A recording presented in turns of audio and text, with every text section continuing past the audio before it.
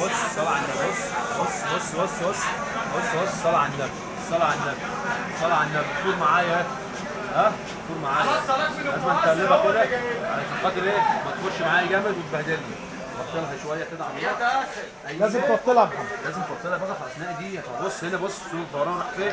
هيطلع بره الحاجه، هيبهدلني. هيبهدلني، واخد بالك؟ بتحط ملح ولا حاجه يا محمد؟ لا، عشان عايز المرة تطلع عدبه. لو عايز المرة تطلع حادة حط لها ملح. تمام؟ لا كركم ولا مواد ولا ماده خضراء اللي هو اللون الاخضر عشان يخضر لي السمنه. لا، ما عنديش الكلام ده. هي الزبده بس بتحطها على النار. زبده بس زي ما هي. زبده زي ما هي. زي الزبون ما بيعمل، زي الناس ما بتعمل وهي متعوده زمان، انا بعمل. اهي. الصلاه على النبي. الصلاه على النبي. الصلاه على النبي. بص شامل من الريحه. بص هتطلع معاك بخار فوق. هتطلع ريحتها ريحه لبن مغلي صح؟ فلاح يا باشا. سمنه فلاح. فلاح يا باشا. ده الفلاح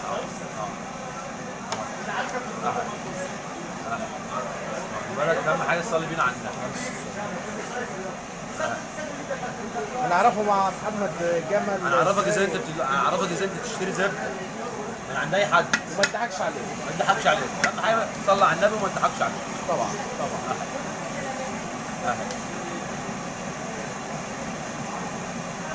قول لنا محمد، بتجيب الزبده منين بقى؟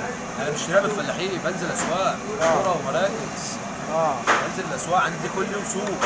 بنزل لوحده فلاح قاعده ب 2 كيلو 3 كيلو 5 كيلو. بنزل الم الزبده.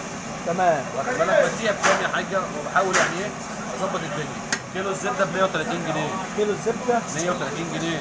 بره في القاهره في اسكندريه في الكلام ده 180 جنيه. 180 جنيه في القاهره. 130 جنيه في دمنهور عند حباش ام حسن. ب 130 كيلو الزبده. 130 عند حباش ام حسن بدمنهور. واخد بالك؟ بره في القاهره في اسكندريه بكام؟ ب 180 جنيه. بياخدوها مني التجار وبيبيعوها بالسعر ده. تمام. قول لي بقى. شامم ريحه. الله. شامم ريحه. الريحه يا جماعه. الريحه قلبت يا جماعه. شامم البقاء. بصوا معلي لك النار اهو. بتعملها مرطه وبتعملها سمنه؟ طلع مرطه وهتطلع معاه سمنه. والله. طلع مرطه هتطلع معاه سمنه. ادينا مستنيين لما نشوفها هتطلع مرطه ازاي وسمنه ازاي.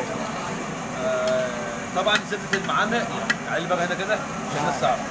زبده المعامق كيلو منها بيطلع 700 جرام. الكيلو منها بيطلع نص كيلو. زبده المعامق. الزبده الفلاحي الكيلو منها بيطلع 700. ده الفرق. الفرق ليه بقى؟ عشان خاطر ما بيخضهاش كويس. هو فيها ميه. بتحطها ازاي بقى؟ ايه؟ بتحطها ازاي؟ الزبده يعني ده اللي نعرفه. الزبده اللي نعرفه اللي متعود عليها اللي هي وش الطاجن. تمام. بعد ما تروب باللبن وش الطاجن اللي هو بتاع الزبده الجاموسي بتاع الطاجن اللي هو بتاع اللبن. اللبن الرايب ده. بعد ما تروب باللبن بتاخد وش الطاجن بتحطه بتطلع معاك الزبده والشرش بتاعها. الناس ما بتعصرهاش كويس عشان ما تطلعش الميه بتاعتها. ده نعرفه. انما بقى المخلوط بزيت، المخلوط بمواد دهنيه، المخلوط ببطاطس، الكلام ده بالسكتي. فاهم؟ خلاص.